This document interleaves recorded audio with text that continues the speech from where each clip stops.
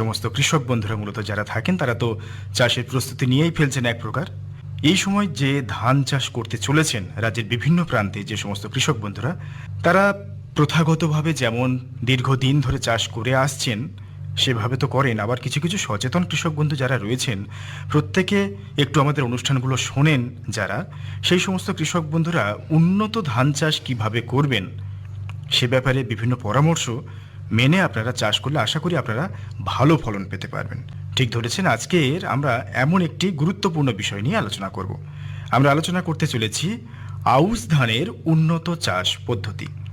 আর এ ব্যাপারে বিস্তারিত জানাতে আমরা আমাদের মধ্যে আমন্ত্রিত অতিথি হিসেবে পেয়েছি বাঁকুড়া ধান্য গবেষণা কেন্দ্রের অর্থনৈতিক উদ্ভিদবিদ ডক্টর মনোরঞ্জন জানা।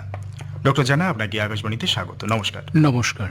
যে কথা বলছিলাম যে, এবং আমাদের কৃষক বন্ধুরা তো চাষের প্রস্তুতি নিচ্ছেন, তবে তার আগে যদি আমি একটু প্রাথমিক পর্যায়ে যাচ্ছি যে আমাদের এই পশ্চিমবঙ্গের জল আবহাওয়াতে কত ধরনের ধান চাষটা হয়ে থাকে যদি একটু সংক্ষেপে বলেন। কত প্রকার বলতে এখানে কোন কোন সিজনে কোন কোন ভাবে চাষ করা হয় সেটার মধ্যে হচ্ছে আউশ ধান, 2 আমন ধান, 3 বোরো ধান। এই আউশ ধানটা এই মুহূর্তে শুরু করা যেতে পারে, তার কারণ হচ্ছে এটির বীজতলা ফেলার সময়টি হচ্ছে বৈশাখ থেকে জ্যৈষ্ঠ মাসের শুরুতে, এবং বৈশাখ থেকে জ্যৈষ্ঠ মাসের মধ্যে বোনা ধান করার জন্য এটা প্রযোজ্য। তারপর হচ্ছে রোয়া ধানের বীজটা ফেলার জন্য বৈশাখ থেকে জ্যৈষ্ঠ মাসের মধ্যে ফেলতে হবে, এবং সেটা আশ্বিনের মধ্যে কাটতে হবে, 15ই আশ্বিনের মধ্যে কাটতে হবে। এবারে বোরো ধান, যেটাকে আমরা সামার রাইস বলি, সেটা আমরা অগ্রহায়ণ মাসের শুরুতে এবং পৌষ মাসের মধ্যে আমাদের ফেলতে হবে, এবং হারভেস্টিং করতে হবে বৈশাখ মাসের মধ্যে। এই 3 প্রকার ধানের সিজনটাকে আমরা মোটামুটি আমাদের এখানে পশ্চিমবঙ্গে হয়ে থাকে আর কি। বেশ, তাহলে এই যে আউশ ধানের কথা আমাদের এই সময় যেহেতু আমাদের আউশ ধানের একটা উপযুক্ত সময় এসে গেছে, পশ্চিমবঙ্গে মূলত কোন কোন জেলাতে আউশ ধানের মানে বেশি পরিমাণে ব্যাপক পরিমাণের চাষটা হয়ে আসে?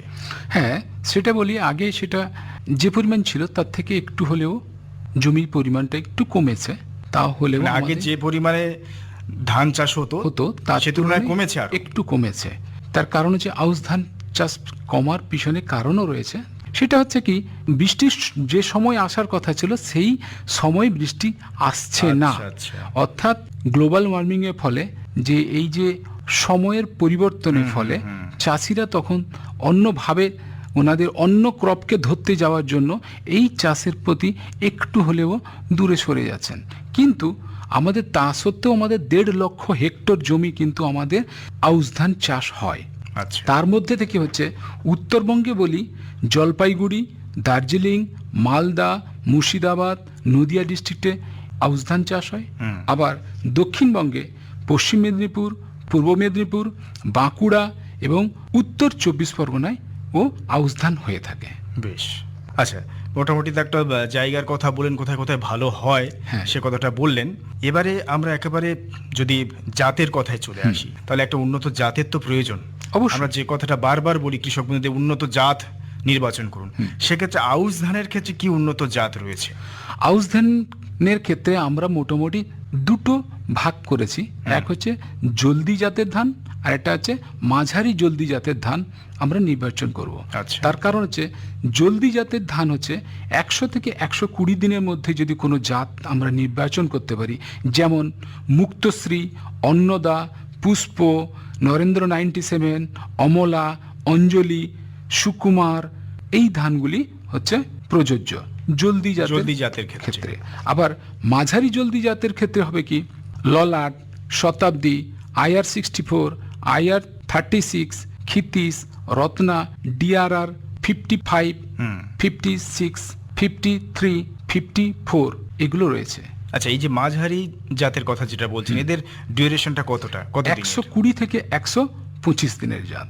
বেশ, এই দুটো জাতই মূলত উন্নত জাত। এই সময়ে করলে খুব লাভ উপযোগী হয়। আর এই যে বোনার পদ্ধতি, একটা সময় আমরা দেখতাম, যদি একটু প্রাচীন দিকে ফিরে যাই, তখন একটা বোনার ধরন ছিল, এখন আবার বোনার ধরনও পাল্টেছে। এই সময় যারা চাষ করতে চলেছেন তারা কি রকম ধরনের চাষ বা বোনার পদ্ধতি অবলম্বন করলে ভালো ফলন পেতে পারবেন? এই বোনা ধানের একটা তো জাত নির্বাচন তো করতেই হবে, জলদি জাত এবং মাঝারি জলদি জাত। এবং এই জলদি জাত আর মাঝারি জলদি জাত করার আগে আমাদের জমি তৈরি করাটা একটা বড় কাজ। যেমন যে কথা আপনি বললেন প্রাচীন দিনের কথা বলছিলেন, কারণ আমিও দেখেছি, আমার ছোটবেলায় দেখেছি জমিতে একটা লাঙ্গলের চাষ দেওয়ার পরে ধান বুনে দেওয়া হতো। ধানের গাছ বড় হওয়ার পরে আবার ওই জমিতেই লাঙ্গল চালিয়ে দিয়ে গাছকে উল্টে দেওয়া হতো এদিক সেদিক করে। তারপরে বাকি রেস্ট সময় মানুষ গিয়ে ওটাকে সোজা করে দাঁড় করিয়ে দিয়ে আসা হতো, তাতে ভালো ফলন পাওয়া যেত। কিন্তু এখনকার দিনে হচ্ছে ওই সিস্টেমটা এখন হলেও যথেষ্ট কমে গেছে। কম হলেও এখন যেটা হচ্ছে যে জমি তৈরি করার পরে একবার বা দুবার লাঙ্গল চালানো বা পাওয়ার টিলার দিয়ে চাষ দেওয়ার পরে যেটা উইডটাকে বা আগাছাকে দমন করে ওই ধানের বীজটাকে ছড়িয়ে দেওয়া হয়। ছড়িয়ে দিলে ওই গাছ ধীরে ধীরে ধীরে ধীরে বৃদ্ধি হতে থাকে এবং ওর যে ফলন হয় তাতে তুলনামূলক লাভজনক। বেশ, আপনি এই প্রসঙ্গে আসার আগে একটা কথা বলছিলেন যে জমি তৈরি, আমরা যাই চাষ করি না কেন প্রত্যেক ক্ষেত্রে একটা জমি তৈরিটা ভাইটাল পার্ট। এই ক্ষেত্রে যদি জমি তৈরির কিছু পরামর্শ দেন কৃষক বন্ধুদের জন্য।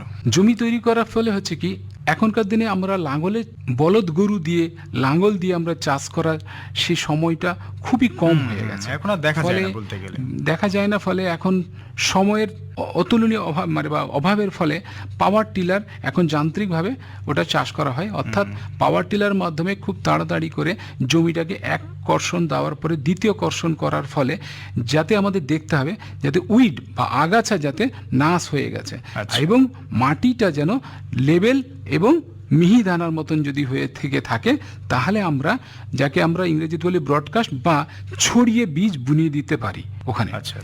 ওটাকে বলে বোনা চাষ। ওই বুনে দেওয়ার মাধ্যমে আমরা কিন্তু ফলন তুলনামূলক লাভ হয় চাষির। তার কারণ হচ্ছে ওই চাষে আপনার শ্রমিক কম লাগে, জলের যে খরচ সেটা কম দিতে হয় এবং তুলনামূলক নাইট্রোজেন এবং অন্যান্য সারের প্রয়োজনীয়তা কম হয় এবং রোগ পোকা রোধ হওয়ার ফলে চাষি ভাইদের লাভ হয়। ফলে ডাইরেক্ট সিডেড রাইস করাটা বা বোনা ধান চাষ করাটা খুবই লাভজনক। আরেকটা হচ্ছে রোয়া ধান। রোয়া ধান চাষ করতে গেলে আপনাকে সিড বেড তৈরি করতে হবে, সরু লম্বা কাদানো জমি আপনাকে তৈরি করতে হবে, যেখানে এ মাথা থেকে সে মাথা পর্যন্ত হাত পায় এবং সেই কাদানো জমি সমান করে এবারে আপনাকে বীজটিকে অঙ্কুরোদ্গম করতে হবে। বীজ যখন অঙ্কুরোদ্গম হওয়ার পরে ওই কাদানো জমির উপরে আপনাকে ছড়িয়ে দিতে হবে। ছড়িয়ে অর্থাৎ কল করে ওটাকে ছড়িয়ে দেওয়া হয়। ছড়িয়ে দেওয়ার পরে ওই গাছটি ধীরে ধীরে বড় হতে থাকে। এবার এই বড় হতে গিয়ে প্রথম দিন থেকে অর্থাৎ 24 থেকে 26 দিনের মাথায় ওই চারাটা যদি নিয়ে গিয়ে আমরা যদি রুইয়ে দিতে পারি বা রোয়া পদ্ধতিতে যদি অবলম্বন করতে পারি, একটা করে কাঠিয়ে লুইলে একটা গাছ থেকে আপনার একটা হিল তৈরি হবে। অর্থাৎ 8 থেকে 10টা প্যানিকেল বা গুছি বেরোবে। কিন্তু এই গ্রাম বাংলার দিকে যে সমস্ত চাষি বন্ধুরা চাষ করেন সেখানে কাউকেই দেখা যায় না যে একটা করে গাছে নিয়ে সেখানে বসাতে, কম বেশি 4টা থেকে 5টা করে গাছ বসিয়ে দেন। এর পিছনে একটা কারণ রয়েছে, কারণ হচ্ছে ওনারাও ব্যস্ত। ফলে হচ্ছে কি, ওনারা যেহেতু সময় দিতে পারলে ওনারা যদি কম দিনের জাত অর্থাৎ 16 থেকে যদি ওনারা 24 দিনের চারাটা যদি একটি করে যদি গাছ লাগান 15 সেন্টিমিটার ইন্টু 25 সেন্টিমিটার দূরত্বে যদি উনি লাগান, তাহলে উনি ভালো ফলন পাবেন। কারণ একটা করে গাছ থেকে একটা করে হিল হবে। তখনই যখন ওই জমিতে জলের উচ্চতা থাকবে 2 থেকে 3 ইঞ্চ, এর বেশি হবে না। কারণ জলের যত প্রেসার বাড়বে টিলার বেরোনো বা শাখা প্রশাখা বেরোনোর ক্ষমতা তত কমে যাবে। অর্থাৎ যে একটা হিল বা যেটাকে ঝাড় বলা হয় ওইটা হবে না। ফলে জলের চাপ যাতে কম হয় তাই 2 থেকে 3 ইঞ্চ পর্যন্ত জল থাকতে হবে জমিতে, তাহলে এটা সম্ভব। আর সেই জায়গায় বলছেন 3 থেকে 4টে করে হিল। যদি 24 থেকে 28 দিনের ওপরে যদি বেশি দিনের চারা যদি রোপণ করতে যাই, তাহলে আমাকে 3 থেকে 4টা প্ল্যান্ট লাগাতেই হবে একটা হিলে। তাহলে কি আমার ওই একটা লাগালে যেটা কম দিনে হতো তার সমতুল্য এই ধান পেতে পারবো না, না হলে এটা সম্ভব সম্ভব নয়। মানে যে জমিতে বেশি পরিমাণে জল দাঁড়াচ্ছে তাদের ক্ষেত্রে বোধহয়, কারণ আমি ব্যক্তিগতভাবে কৃষক বন্ধুদের সঙ্গে কথা বলেছি, যে তাদেরকেও বললাম যে আপনারা তো একটা বারবার আমাদের কৃষি বিজ্ঞানী যারা তারা তো বলেন যে একটি করে চারা বা খুব বেশি হলে দুটো লাগাতে পারেন, কিন্তু আপনারা তো দেখছি 4-5টা করে লাগাচ্ছেন। হ্যাঁ, সেটা খাতে তারা প্রথম বলছেন যে আমরা অত রিস্ক নিতে পারি না, আমাদের জমিতে জল দাঁড়ায় প্রচুর, একটা গাছ সেটা যদি আবার উঠে কখনো চলে যায়, ভেসে যায়, বা সেটা হবে কিনা নিশ্চয়তা নেই, সেই জন্য এরকম 5-6টা করেই গাছ একসঙ্গে বসিয়ে লাগাই। ওইটার ক্ষেত্রে একটু সতর্কতা অবলম্বন করতে হবে যে আপনার জলটা সবেই যখন শুরু হয় বা জলটা ধীরে ধীরে জমিতে হয়েছে যখন, তখনই যদি আপনার চারা গাছটি যদি 16 থেকে 24 দিনে যদি চারা হয়ে গিয়ে থাকে, তাহলে আপনি তুলে নিয়ে এসে একটা করে গাছ লাগালে ওই একটা করে হিল হবে, সেটা হচ্ছে যেখানে 10টার উপরেও আপনার 5 কাঠি পাবেনই। আচ্ছা, কিন্তু আপনার জল যখন বেশি হয়ে যাবে তারপরে যদি আপনি রুইতে যাবেন বলেন, তাহলে কিন্তু আপনার ওই 5 কাঠিটি পরিমাণ কমে গিয়ে 5-6 এসে দাঁড়াবে। মানে মূল জমিতে যখন 2 থেকে 3 ইঞ্চি জল থাকবে তবে এটা সম্ভব, তা নাহলে নয়। জল যখন বেড়ে যাবে তখন আপনি যদি আবার চারাটা যদি নিয়ে আসেন, তখন আপনার একটা চারা থেকে ওই পরিমাণ পেতে গেলে আপনাকে 3 থেকে 4টি। আচ্ছা, বীজতলা থেকে যেখান থেকে যে ওই অঙ্কুরিত করা হচ্ছে সেখান থেকে বেড়ে উঠছে, সেটা কি কোনো একটা নির্দিষ্ট সময় রয়েছে, যে ধরুন যত মাসের ধানটা ডিউরেশন হবে সেই তত সপ্তাহের বীজতলা, যেগুলো বলেন আরো বিভিন্ন রকম কৃষকে যারা রয়েছেন, কৃষক বন্ধুরা বা কৃষি বিজ্ঞানী যারা রয়েছেন, তারা এই পরামর্শটা দেন, সেটা কতটা ঠিক? সেটা হচ্ছে কি, আমরা আউশ ধান করতে গেলে আমরা কম দিনের অর্থাৎ জলদি জাতের এবং মাঝারি জলদি জাতের জাত নির্বাচন করতে হবে। অর্থাৎ কমসে কম 1 থেকে 125 থেকে 30 দিনের জাতকে আমাদের নির্বাচন করতে হবে। এর বেশি জাতকে যদি নির্বাচন করেন, তাহলে আপনি যেদিনকে লাগাবেন তারপরে কাটতে যাওয়ার সময় অর্থাৎ হারভেস্টিং পিরিয়ডে আপনার জল জমে যাবে। বর্ষার জল জমে থাকলে তখন আপনি ওইটা কেটে ঘরে নিয়ে আসতে পারবেন না, তার মানে ফসলটা নষ্ট হয়ে যাবে। 120 থেকে 25 দিন যদি ধরি, 4 মাস, 4 মাসের সেটা যাত্রা হলো, সেক্ষেত্রে কি তাহলে ওই যে বীজতলা সেখানে কি 4 সপ্তাহের যে গাছগুলো ছোট ছোট যেগুলো বসাবে মূল জমিতে, সেই 4 সপ্তাহের ব্যবধানে তুলে বসাতে পারেন? অবশ্যই, কারণ হচ্ছে এই আউশ ধানকে বলা হয়, ইংরেজিতে বলে অটাম রাইস, আর আরেকটা নাম দেওয়া আছে শরৎকালীন ধান। অর্থাৎ যখন দুর্গাপুজো হবে ঠিক তার আগে এই ধানটা কেটে নেওয়া হয় বলে একে শরৎকালীন ধান বলা হয়। অর্থাৎ তার পূর্বে যাতে ধানটি পেকে যায় জমিতে এবং সেটা সেই অবস্থা তাকে কেটে নিয়ে ঘরে আনা হয়, তার জন্য একে আউশ ধান বলা হয়। বেশ বেশ, এবারে বীজতলা তো হলো, মূল জমির কথা তো বলেন কেমন ভাবে তৈরি করবেন, কিন্তু যেটা একটা ভাইটাল প্রশ্ন থেকেই থাকে, কৃষক বন্ধুরা কোথাও থেকে বীজ সংগ্রহ করছেন, এই বীজটা চাষি ভাইরা যে যেখান থেকে আনুন না কেন, যদি উনি কিনে আনেন দোকান থেকে ভালো কথা, তাহলে উনি বাড়িতে উনি একটু রোদে শুকিয়ে দেবেন, যেটা আমাদের অবশ্যই এনে একটু শুকিয়ে নেওয়া উচিত। অর্থাৎ সে যে বীজটা এনে যে দোকান থেকে নিলেন, ওই দোকানদার কোথা থেকে এনে রেখেছেন সেটা তার কোনো কিছু ময়েশ্চার কন্টেন্ট কতটা আছে, তার জন্য হচ্ছে কি একটু রোদে সেটা শুকিয়ে দিতে হয়। শুকিয়ে দেওয়ার পরে আপনাকে ওইটাকে এবারে জলে 1 বালতি জল নিয়ে তাতে বীজটা ঢেলে দিতে হয়। ঢেলে দেওয়ার পরে যেটা আগড়া বলে বা চ্যাপি বা যেটা হচ্ছে খোপা ধান বা চিটে ধান, বিভিন্ন জায়গায় বিভিন্ন নামে প্রচলিত, তো ওই ধানটা ওপরের দিকে ভাসতে থাকে, জলের উপরে ভাসলে ওই ধানটাকে আস্তে আস্তে সরিয়ে দিতে হবে। এবার নিচের দিকে যে ধানটা আছে সলিড বা ভারী ধান, সেটা নিচে পড়ে থাকবে, ওই ধানটাকে তুলে নিয়ে একটু রোদে আর একটু শুকিয়ে দিতে হবে। শুকিয়ে দেওয়ার পরে ওর গায়ে যে জল ছিল সেইটাকে শুকিয়ে যাওয়ার পরে ওকে দিতে হবে কি কার্বনডাজিম 50% WP বা বেভিস্টিন নামে বাজার থেকে পাওয়া যায়, সেটা 2 গ্রাম প্রতি লিটার জলে ওকে গুলিয়ে দিতে হবে, দিয়ে ধানটাকে শোধন করতে হবে।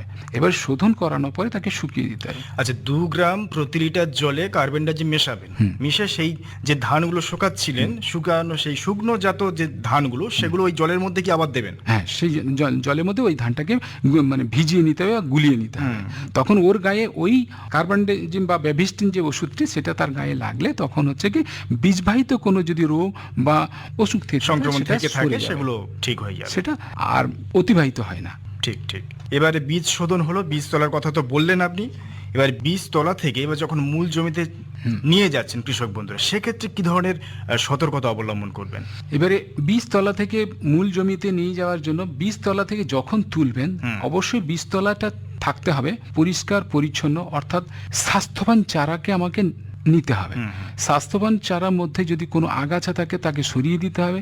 এবং আমরা দেখে থেকে থাকি সেটা হচ্ছে অনেক সময় বীজতলাতে তুলতে গেলে গাছ ছিঁড়ে যায় বা কটকট করে কেটে যায় বা ওঠে না, শিকড় অনেক কষ্ট হয়, মাটি এক গাদা উঠে চলে আসে। তো আমি অবশ্যই চাষি ভাইদের বলবো ওখানে প্রতি লিটার জলে 5 গ্রাম থেকে 20 গ্রাম যদি জল ইউরিয়া যদি ওই জলে 1 লিটার জলে যদি মিশিয়ে যদি সিড বেডে যদি স্প্রে করে দেওয়া হয় 7 দিন পূর্বে, বীজ তোলার 7 দিন পূর্বে, তাহলে গাছের যে গোড়া যেমন মাটিও নরম হবে এবং গাছের গোড়া এগিয়ে যাবে নাইট্রোজেনকে নেওয়ার জন্য। তখন হচ্ছে কি ওর গাছটা তুলতে খুব নরম বা সহজে গাছটা উঠে আসবে, চারা তোলাটা খুব সোজা হবে। এবার এই চারাটাকে নিয়ে ও যখন চাষি ভাই যখন তার জমিতে মূল জমিতে লাগাবে, যেহেতু এখানে নাইট্রোজেন একটু হলেও টাচ হয়েছে, ফলে ওখানে গেলে খুব তাড়াতাড়ি গাছটি যে আমার লাগানোর পরে যে হলুদ যে হয়ে যায় সেটি হবে না, খুব তাড়াতাড়ি করে রিকভারি হয়েছে সবুজ আকার ধারণ করতে থাকবে এবং তাড়াতাড়ি করে তার পাশকাঠি এবং শিকড় ছাড়তে থাকবে। এটা খুব একটা ভালো পরামর্শ দিলেন আমাদের কৃষক বন্ধুদের ক্ষেত্রে। মাঠে এটা প্রায় দেখা যায় যে বীজ তোলা থেকে তোলার সময় প্রচুর পরিমাণে মাটি উঠে আসছে, তুলতে গিয়ে শিকড় কেটে যাচ্ছে, জলের প্রয়োজন হয় বা কেটে যায়, এগুলো থাকে। এটা তাহলে মোটামুটি ইউরিয়াটা দিলেই এক সপ্তাহ বেশি নয়, 5 গ্রাম থেকে 20 গ্রাম মতন প্রতি লিটার জলে যদি ওটা যদি স্প্রে দিয়ে ওটা যদি স্প্রে করে দেওয়া হয় তাহলে ওটা খুব উপকারী লাগে। এটা আশা করি আমাদের শ্রোতা বন্ধু যারা শুনছেন, যে সমস্ত কৃষক বন্ধুরা দীর্ঘদিন ধরে চাষ করেন, তারা বুঝতে পারলেন। একটা উপকারী টিপস আপনাদের জন্য রইল। এবারে জমিতে তো নিয়ে গেলেন, চারাও রোপণ করলেন, এখন বিভিন্ন রকম ভাবে তো রোপণ করতেই পারেন, নানান রকম ম্যানুয়ালি করতে পারেন, মেশিনেও দিয়ে করতে পারেন। এরপরে জমিতে সার প্রয়োগের ব্যাপার কোন সময় করবেন? জমি তৈরি করার পূর্বে যদি আমি জমিতে যদি একটু নাইট্রোজেনাস যদি কিছু ফার্টিলাইজার আমরা সাধারণত দিই না, আমরা তখন নাইট্রোজেন ঘটিত কোনো সার সাধারণত দিই না, কিন্তু আমরা ওই সময় দেওয়া উচিত যে সিঙ্গেল সুপার ফসফেট, আচ্ছা এসএসপি, ওটা অবশ্যই দেওয়া উচিত। সেটা কোন সময়? গাছটা ওখানে লাগানোর পর, গাছ জমি তৈরি করার সময় যদি মই দেওয়ার আগে যদি সিঙ্গেল সুপার ফসফেট দিয়ে দেওয়া হয় তাহলে খুব লাভজনক। সেটা পরিমাণটা কি রকম? পরিমাণটা হচ্ছে বিঘা প্রতি আপনি যদি 6 কিলো যদি আপনি দিতে পারেন তাহলে উপকারে। এবার এতে লাভটা কি হবে সেটা হচ্ছে কথা, আপনার ওই জমিতে যদি কোনো আগাছা যদি মাটির সঙ্গে যদি জড়িয়ে গিয়ে থাকে তাহলে ওইটা পচে যাবে বা নষ্ট হয়ে যাবে এবং মাটি খুব নরম হয়ে যাবে, হদহদে হবে এবং মানে মাটি খুব মসৃণ হয়ে উঠবে। আচ্ছা। এবং সাধারণত যে ক্ষতিকারক যে পোকাগুলো সেগুলো ওই জমিতে বেশি থাকবে না, সরে যাবে। তো ফলে এতে ধান চাষ করলে খুব লাভজনক বা লাভদায়ক। তার মানে বীজতলা আমাদের পোঁতার আগেই জমি একেবারে শেষ পর্যায়ে যখন ফাইনাল মইটা টেনে দিচ্ছেন সেই সময় তখনই একটা বিঘা প্রতি 6 কেজি এসএসপি প্রয়োগ করতে হবে প্রয়োজন। এবার হচ্ছে কথা, আপনি যখন চারা যখন লাগানোর পরে আমরা জানি 21 দিনের মাথায় যখন গাছের নতুন রুট বা মূল যখন এগোতে থাকে বা তৈরি হয় তখন আমরা সে নাইট্রোজেন বা যে কোনো সারকে সে গ্রহণ করতে পারে। কিন্তু আমরা ওই সময় আমরা দিয়ে থাকি নাইট্রোজেন সার বিঘা প্রতি 6 কিলো দিয়ে থাকি। তারপরে হচ্ছে ওখানে আমরা সিঙ্গেল সুপার ফসফেটে যদি আমরা তার ডবল অর্থাৎ 6 কিলো যদি বিঘা প্রতি আমরা যদি ইউরিয়া দিই তাহলে আমরা যদি ডবল সিঙ্গেল সুপার ফসফেট দিই তাহলে ওই সময়টা সিঙ্গেল সুপার ফসফেটের কাজটা হচ্ছে যে গাছকে খুব রসালো করে দেবে। আচ্ছা, গাছকে খুব রসালো করে দেবে এবং শিকড়টা খুব তাড়াতাড়ি লম্বা হবে এবং সারকে খুব তাড়াতাড়ি দেবে এবং যেহেতু মাটি নরম হয়ে যাওয়ার ফলে মানে খুব তাড়াতাড়ি করে রুটটা বিভিন্ন জায়গায় চলাচল করে তার খাদ্য সে গ্রহণ করতে পারবে। এটা সিঙ্গেল সুপার ফসফেট করবে। আর ইউরিয়া কি করবে? গাছকে দীর্ঘায়িত হতে বা লম্বা হতে সাহায্য করবে এবং মানে সবুজ আকার ধারণ করতে সুবিধা হবে। এই জন্য আমরা ওই সময় ইউরিয়া 21 দিন পরে এটা আমরা দিয়ে থাকি। তারপরে আমরা আবার ঠিক ভেজিটেটিভ ফেজ পরে যখন রিপ্রোডাক্টিভ যখন আমাদের ফল আসার আগে তখন আমরা একটা পটাশ এবং সিঙ্গেল সুপার ফসফেট প্রয়োজন ভিত্তিক দেবো। তা না হলে সিঙ্গেল সুপার ফসফেট দেবো না, সেখানে দেবো পটাশ এবং ইউরিয়া। এটা কি দ্বিতীয় চাপান সারে? অর্থাৎ ইউরিয়া যদি আমি বিঘা প্রতি 6 কিলো দিই তাহলে আমার পটাশ আমি দেবো 2 থেকে 3 কিলো বিঘা প্রতি। আচ্ছা, মিশিয়ে। এরপরে আর কিছু দেওয়ার প্রয়োজন নেই? প্রয়োজন ভিত্তিক, যেহেতু আর্লি ডিউরেশন অর্থাৎ কম সময়ে জলদি জাতের ধান, অর্থাৎ এই দুটো সময় দিতে দিতেই দেখা যাবে ও রিপোর্টারটি ফেজে চলে আসবে, তখন আর প্রয়োজন হয় না। যদি প্রয়োজন হয় তখন আরেকবার আপনি নাইট্রোজেন ঘটিত এবং আরেকবার পটাশ ঘটিত যদি প্রয়োজন হয় তখন দেবেন প্রয়োজন হলে। কিন্তু ফুল এসে যাওয়ার সময় যদি দেন তাহলে বিঘ্নিত হবে তার মানে দেরি হতে, মানে ম্যাচিওর হতে, মানে ফলন পাকতে বা কাটতে দেরি হবে, যার জন্য ওই সময় কিন্তু দেওয়ার উচিত নয়। তার মানে আমরা তাহলে প্রথম চাপান সার প্রয়োগ করছি 21 দিন পরে তার কতদিন পরে দ্বিতীয় চাপান সার? 44 থেকে 48 দিনের মধ্যে অবশ্যই দিতে হবে। বেশ, এটা দ্বিতীয়। আর যদি প্রয়োজন সাপেক্ষে যদি হয় তাহলে ফুল আসার আগে সেটা কতদিন আগে? সেটা হচ্ছে আপনার 70 থেকে 72 দিনে। বেশ, সেই সময় দেওয়া যেতে পারে। কিন্তু এইখানে একটু চাষি ভাইদের উদ্দেশ্যে একটা বলে নিই, একদম সহজ উপায়। আমি ওনাদের নিজেদেরকে হিসেব করে নেওয়ার জন্য বলবো, যদি কোনো গাছের বয়স বীজ ফেলা থেকে কাটা পর্যন্ত যদি 120 দিন যদি হয়, অর্থাৎ 120-র অর্ধেক 60, তার সঙ্গে 10 যুক্ত করলে হচ্ছে 70 দিন, অর্থাৎ 70 দিনের মাথায় তার লাস্ট পর্বে বা লাস্ট নোডে প্যানিকেল বা সিসের উঁকি মারে, বাট সেটা আমরা চোখে দেখতে পাই না। সেই উঁকি মারা থেকে যখন বাইরে প্রবেশ করে, যেদিনকে বাইরে সিস আসে আর যেদিনকে ম্যাচিওর হয়, ওইটা টোটাল হচ্ছে 30 দিন লাগে। অর্থাৎ 120 থেকে 30 দিন বাদ দিলে বাকি থাকছে কত? 90 দিন। অর্থাৎ আমি কিন্তু 70 দিনের মাথায় দেখেছি ওখানে লাস্ট পর্বে উঁকি মারতে, আর 90 দিনের মাথায় সিস বেরিয়ে আসতে। এই 90 থেকে 70 দিনের মাথা পর্যন্ত আসতে যে 20 দিন সময় লাগে, ওই 20 দিন কিন্তু ও সুপ্ত অবস্থায় ভেতরে থাকে। আচ্ছা, ভেতরের দিকে থাকে, কেউ বাড়তে থাকে, বাট ওকে আমরা দেখতে পাই না। টোটাল দিন হচ্ছে এইটা। অর্থাৎ এই যে থোড় আসবে, কবে আসবে আপনারা এইটা হিসাব করে নিতে পারবেন। অর্থাৎ 120 দিন থেকে আপনি তার অর্ধেক করুন 60 দিন, তার থেকে 10 দিন যোগ করলে সেই দিনকে প্রথম থোড় তার গাছে শুরু হয়। সেটা আমরা দেখা না পেলেও ওই সময় আসে, আর সেই সময়ের পূর্বে আপনাকে 60টি দিয়ে দিতে হবে, মানে ওই 70 দিনের মাথায়। বেশ, বাহ, খুব সুন্দর একটা হিসেব বোঝালেন আমাদের কৃষক বন্ধুদের।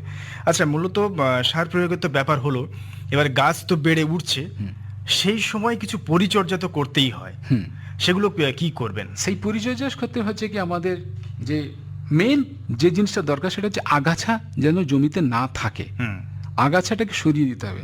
যার জন্য আমাদের হচ্ছে আগাছা নাশক, যদি আমরা বিউটাক্লোর 50 EC 335 মিলিলিটার বিঘা প্রতি 60 লিটার জলে যদি গুলে আমরা যদি স্প্রে করি, তাহলে আমাদের লাভবান হব বা চাষি ভাইরা লাভবান হবে। তারপর হচ্ছে প্রেটিলাক্লোর, সেটা হচ্ছে 50 EC 135 মিলিলিটার বিঘা প্রতি 60 লিটার জলে যদি গুলে ওটা দেওয়া হয়, তাহলে আগাছাটা নাশ হবে।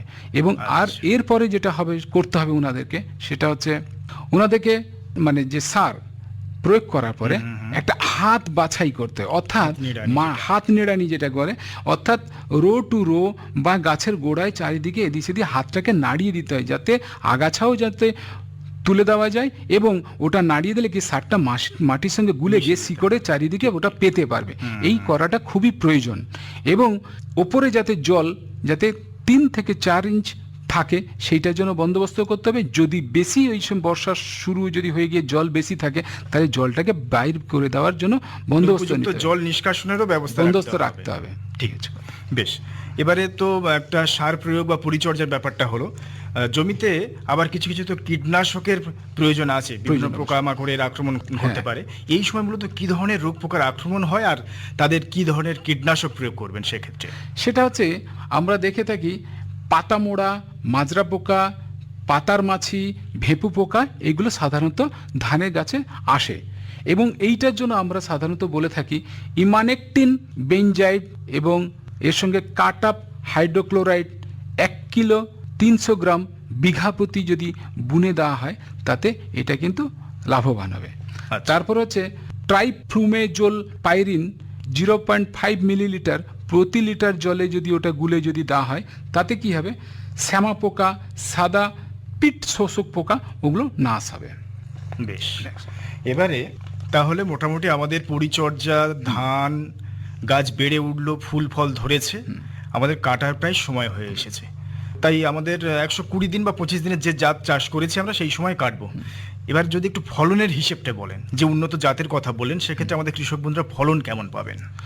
এটা হচ্ছে কি, আমরা সাধারণত দেখে থাকি যে যে যত দিনের তার তেমন ফল। হুম। অর্থাৎ অল্প দিনের হলে অল্প ফল, একটু বেশি মাঝারি জলদি জাত হয় তার একটু বেশি ফলন, যে লেট ডিউরেশন বা বেশি দিনের হলে তাহলে একটু বেশি ফলন।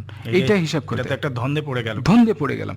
এই জন্য এই জলদি আর মাঝারি জলদি জাতের মধ্যেও অনেক ভালো ধান আছে, জাত আছে, যে জাতটাকে নির্বাচন করতে হবে যে আমার বেশি ফলন পেতে পারবো, অর্থাৎ লেট ডিউরেশন থেকেও বেশি পেতে পারবো এবং তাড়াতাড়ি আমি ঘরে ঢোকাতে পারবো। তার জন্য হচ্ছে কথা, আমরা অবশ্যই শতাব্দী, বন্দনা, ডিআরআর 56, ডিআরআর 52, এই সব ধানগুলো আমরা যদি চাষ করি তাহলে আমরা মোটামুটি 6 টন পার হেক্টর আমরা ইল্ড পাবোই পাবো। আচ্ছা, তার মানে 7.5 বিঘাতে আমরা 6 টন মতো 6 টন ধান পেতে yield পারি। পেতে পারি। বাহ। আমাদের অনুষ্ঠানের একেবারেই শেষে চলে এসেছি। আজকে আমরা আলোচনা করছিলাম যে এই সময় আউশ ধানের উন্নত চাষ পদ্ধতি, আর খুব সুন্দরভাবে কিছু কিছু টিপস আপনি যেগুলো দিলেন, আশা করি আমাদের কৃষক বন্ধুরা খুব উপকৃত হবেন। আপনার একদম খুব সহজভাবে বুঝিয়ে দিলেন। এ ব্যাপারে এতক্ষণ আমাদের সঙ্গে কথা বললেন বা আপনাদেরকে পরামর্শ দিলেন বাঁকুড়া ধান্য গবেষণা কেন্দ্রের অর্থনৈতিক উদ্ভিদবিদ ডক্টর মনোরঞ্জন জানা। ডক্টর জানা, আপনাকে অনেক ধন্যবাদ। আজকের মতো আপনাকে নমস্কার জানাই। নমস্কার সকল চাষি ভাইদের। বেশ, আর এতক্ষণ আপনাদের সঙ্গে ছিলাম আপনাদের বন্ধু সুব্রত চক্রবর্তী। সবাই ভালো থাকুন, আবার কথা হবে অন্য কোনো দিন। নমস্কার।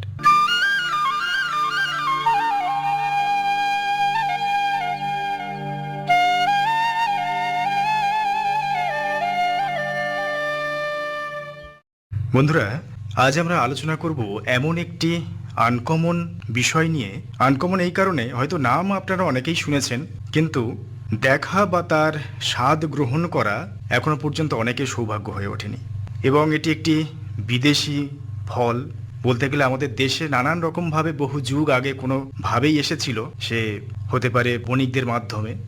এবারে আসি আসল কথায়। ফলটির নাম অ্যাভোকাডো। আশা করছি এবারে আপনারা নিশ্চয়ই মনে করতে পারছেন ফলটির চেহারাটা। অনেকেই দেখেছেন, আবার কেউ কেউ হয়তো খেয়েও থাকতে পারেন, কিন্তু অধিকাংশ মানুষই জানেন না এর গুণাগুণ কি আর কোথায় চাষ হয়। আর আজকের আমরা যেখানে বসে আলোচনা করছি, আমাদের এই ভারতবর্ষ বা আমাদের এই দেশ, আমাদের রাজ্যের বিভিন্ন প্রান্তে যদি কথা বলি পশ্চিমবঙ্গের, সেখানে কি আদৌ সম্ভব এই অ্যাভোকাডো চাষ করা? সেই ব্যাপারটা নিয়ে আমরা আজকের আলোচনা করব। আমাদের রাজ্যে অ্যাভোকাডোর সম্ভাবনাময় চাষ, আর এ ব্যাপারে বিস্তারিত জানানোর জন্য আমরা আমাদের মধ্যে আমন্ত্রিত অতিথি হিসেবে পেয়েছি বিধানচন্দ্র কৃষি বিশ্ববিদ্যালয়ের ডিপার্টমেন্ট অফ ফ্রুট সায়েন্সের অধ্যাপক ডক্টর কল্যাণ চক্রবর্তী। ডক্টর চক্রবর্তী, আপনাকে আকাশবাণীতে স্বাগত। নমস্কার। আর সঙ্গে রয়েছে আমি সুব্রত চক্রবর্তী। শুরুতে যে কথা বলছিলাম যে এটি একটি বিদেশি ফল। বিদেশি বলতে মূলত আমেরিকার দিকেই তো এর বোধহয় উৎপত্তি স্থল, এবং এখন তো আমেরিকা প্রথম স্থানে রয়েছে অ্যাভোকাডোর উৎপত্তিতে। যদি বলি যে বর্তমানে বাজারে খুব একটা যে দেখা যাচ্ছে তা নয়, কিন্তু এর এই যে অপ্রতুলতা, এটা কেন? অ্যাভোকাডো এই ফলটি ভারতীয় ফল নয়। হুম। এর বিজ্ঞানসম্মত নাম থেকেই তার প্রকাশ, পার্সিয়া আমেরিকান। পার্সিয়া আমেরিকানার মধ্যে আমেরিকার কথা আছে। যদি ভারতীয় ফল হতো, যেমন আমের ক্ষেত্রে ম্যাঞ্জিফেরা ইন্ডিকা, ইন্ডিকা ভারতীয় ফল বোঝা যায়।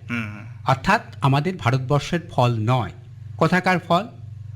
মধ্য আমেরিকা, সেন্ট্রাল আমেরিকার, বিশেষ করে মেক্সিকো এবং সন্নিহিত যে স্টেট বা রাজ্যগুলো রয়েছে বা রাষ্ট্রগুলো রয়েছে, সেটি হচ্ছে অ্যাভোকাডোর আদিবাসভূমি। আচ্ছা।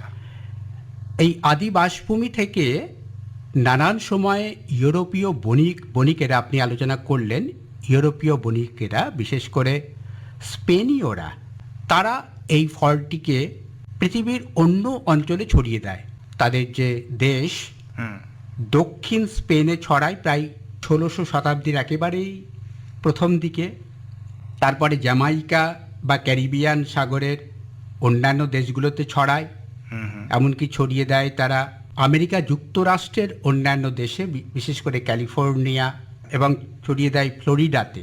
তো ভারতবর্ষে এটিকে মাখন ফল, বাটার ফ্রুট নামে বলা হয় ইংরেজিতে। বাংলাতে মাখন বা মাখন, মকমলের মতো নরম যেহেতু তার শ্বাস, এবং কিছুটা দেখতে কিন্তু প্রায় ওই রকমই। হ্যাঁ, এর যে শ্বাসটা, সেটা একদম, দেখতেও একেবারে একদম তাই। মাখনের মতোই। মাখনের মতোই। তো মেক্সিকো এর সেন্টার অফ অরিজিন সারা বিশ্বের যত অ্যাভোকাডো বিশ্ববাজারে আসে তার কিন্তু একটা সিংহভাগ মেক্সিকো থেকে আসে। অর্থাৎ যত উৎপাদন হয়, যতটা রপ্তানি হয়, দুটো ক্ষেত্রেই মেক্সিকো এগিয়ে রয়েছে। আচ্ছা। ভারতীয় ফল না হওয়ার জন্য যেটি হয় যে ভারতবাসী সেটি দেখেননি, তবে ইদানিং তো বিশ্বায়নের যুগ, সারা বিশ্বে সব কিছুই সহজলভ্যতা আছে, এমনকি ঠিক, ঠিক। উপযুক্তভাবে টাকা দিলে বাঘের দুধও পাওয়া যায়। এটা তো মোটামুটি হলো, কিন্তু বর্তমানে আস্তে আস্তে বিশেষ করে ভারতের বাজারে এই ফলের চাহিদাটা বাড়ছে। তার কি বিশেষ কোনো কারণ রয়েছে? তার কারণ রয়েছে এর পুষ্টিগুণ। আচ্ছা। আমি আগেই বললাম যে মাখন ফল। হুম। বাংলায় একটি প্রবাদ আছে, প্রবাদটি এরকম: তিল তিসি তাল মাখানা, খাই জোয়ানে হয় মারদানা। অর্থাৎ আরে। তার পুষ্টি লাভ হয়, হুম। তার গায়ে গতরে জোর হয়। তো যেখানে সেন্টার অফ অরিজিন মেক্সিকো এবং সন্নিহিত অঞ্চল, সেখানকার লোকসংস্কৃতির মধ্যেও কিন্তু, এবং এটাকে fertility fruit, fertility boosting fruit, অর্থাৎ এই যে পুরুষ এবং নারীর যে যৌন ক্ষমতা বৃদ্ধি করে বলে একটি ধারণা আছে, লোকসংস্কৃতিতে বিশ্বাস আছে এবং তার বাস্তবতাও রয়েছে। এই যে অ্যাভোকাডো ফলটা, এটা মেক্সিকোর একটা স্থানীয় ভাষা থেকে এসছে, অউয়াকাট, যার ইংরেজি পরিভাষা হবে টেস্টিক্যাল, অর্থাৎ একটা পুরুষ যৌনাঙ্গের একটি অংশ থেকে অংশের মতো তার সাদৃশ্যতা আছে। হুম। সেই জন্য বিশ্বাস করা হয় লোকসংস্কৃতিতে যে এই ফলটি শ্বাস খেলে তার যৌন যে বৈশিষ্ট্য সেটি হলো প্রকট হবে এবং সন্তানের জন্ম দেবে, সবল স্বাস্থ্যবান সন্তানের জন্ম দেবে। আচ্ছা। এছাড়াও এই ফলের মধ্যে যা আছে, খুব রিচ ইন ফ্যাট, অর্থাৎ স্নেহজাতীয় পদার্থ খুব বেশি আছে। প্রায় অনেক সময় দেখতে পাই যে 30% মতো স্নেহ পদার্থ আছে। হুম। এমনকি প্রোটিন, সেটিও প্রায় 4% মতো আছে। আপেলে যেই পরিমাণ প্রোটিন আছে তার প্রায় 3-3.5 গুণ প্রোটিন আছে। আচ্ছা। আর কার্বোহাইড্রেটের পরিমাণ কম আছে। আর যে ফ্যাট যেটা আছে, এই ফ্যাটটা হচ্ছে মোনো আনস্যাচুরেটেড ফ্যাট। এই ফ্যাটটার বৈশিষ্ট্য এই রকম যে এই ফ্যাট যদি আমরা গ্রহণ করি, কোলেস্টেরলের সমস্যা হবে না, হুম।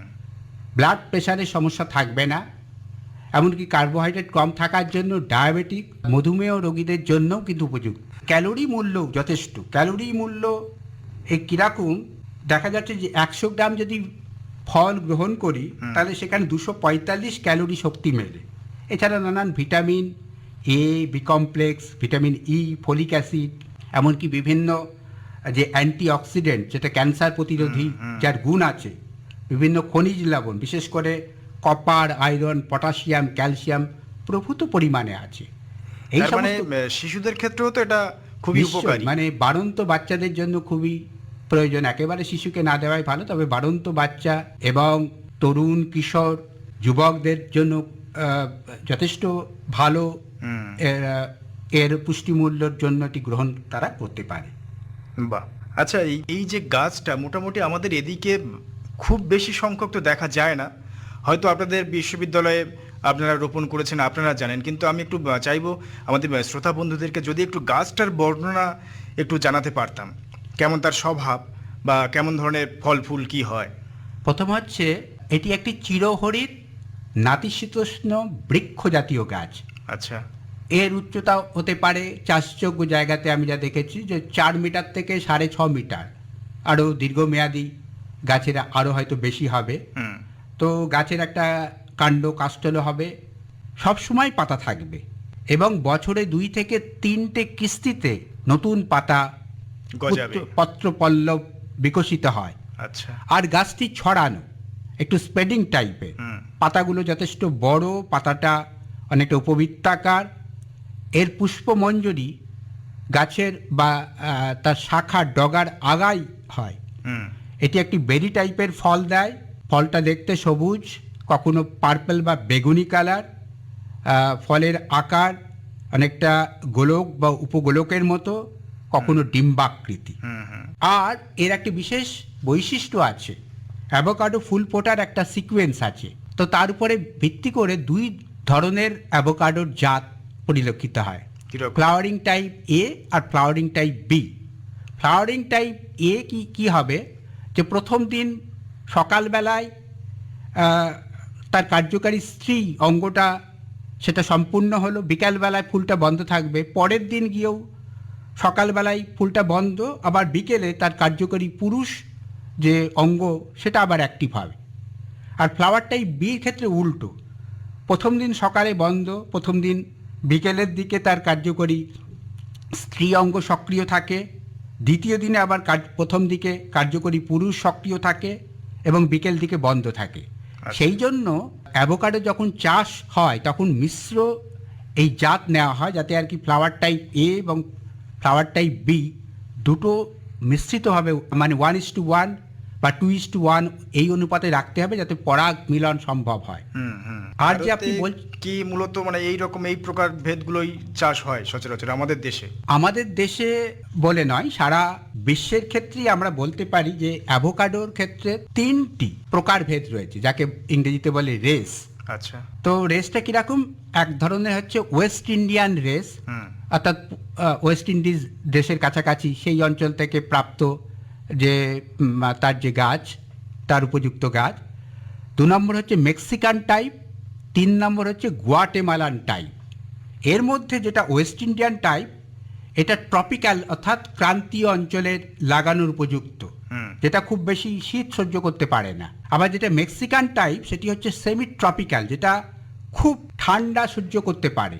আবার যেটা গুয়াটেমালান টাইপ সেটা একটু মাঝারি, সেটা সাবট্রপিক্যাল বা উপক্রান্তীয় অঞ্চলে লাগানোর উপযুক্ত, তার যে শীত সহ্য করার মাত্রা এই দুটোর মাঝামাঝি। আচ্ছা। তো এছাড়াও আমরা দেখছি যে অ্যাভোকাডোর যে বিভিন্ন জাত বৈচিত্র্য রয়েছে। তো জাত বৈচিত্র্যর ক্ষেত্রে আমরা আগে ভারতবর্ষে তো এটা খুব পুরনো ফল নয়, প্রায় 200 বছর আগে শ্রীলঙ্কা থেকে এখানে এসেছিল বলে আমরা জানতে পেরেছি রেকর্ডে, এবং ওলন্দাজ বণিকেরা এনেছিল বলে ধারণা করা হয়।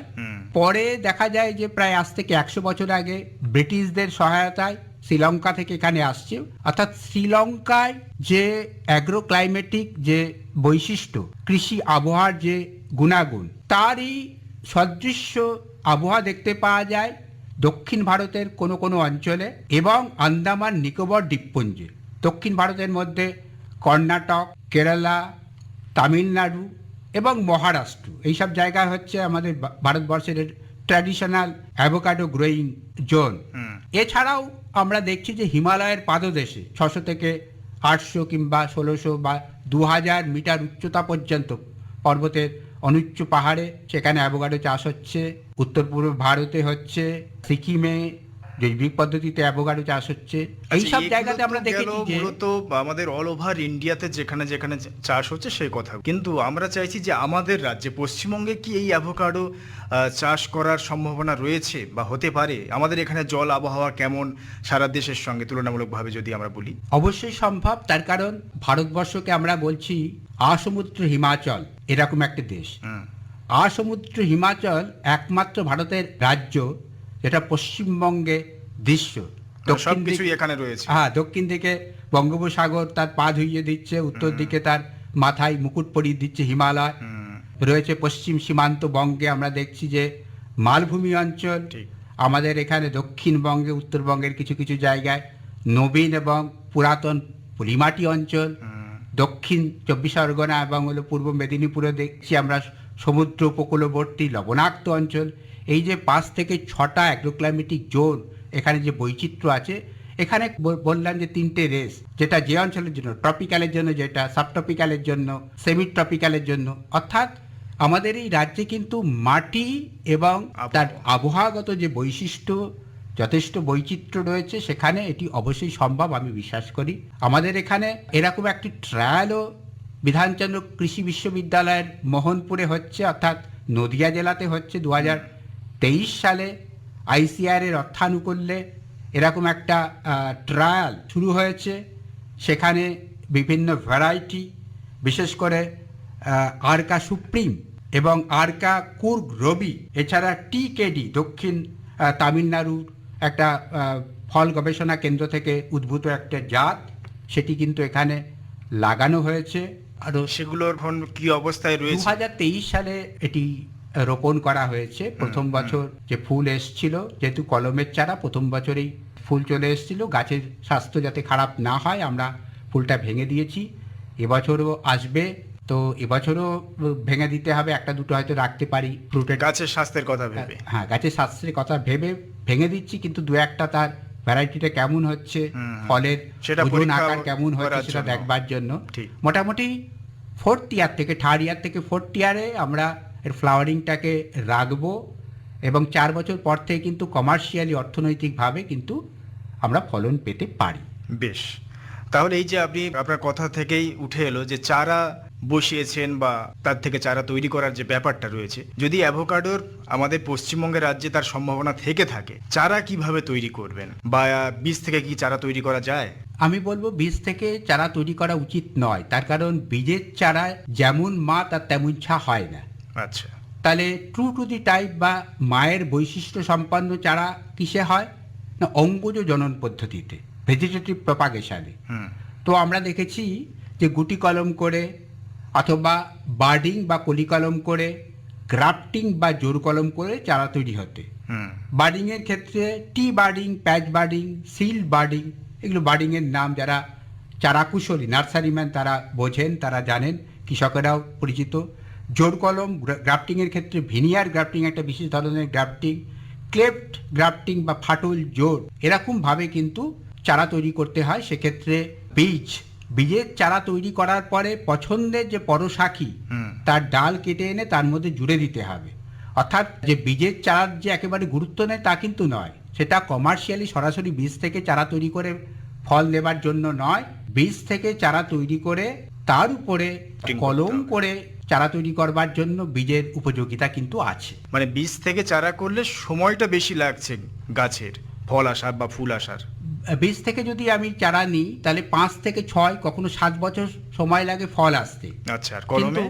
কলমের ক্ষেত্রে কলমের ক্ষেত্রে তো দ্বিতীয় বছরেই চলে আসবে, কিন্তু আমি গাছের স্বাস্থ্য ভেবে নিইনি, কিন্তু থার্ড ইয়ার ফোর্থ ইয়ার থেকে আমি নিতে পারবো।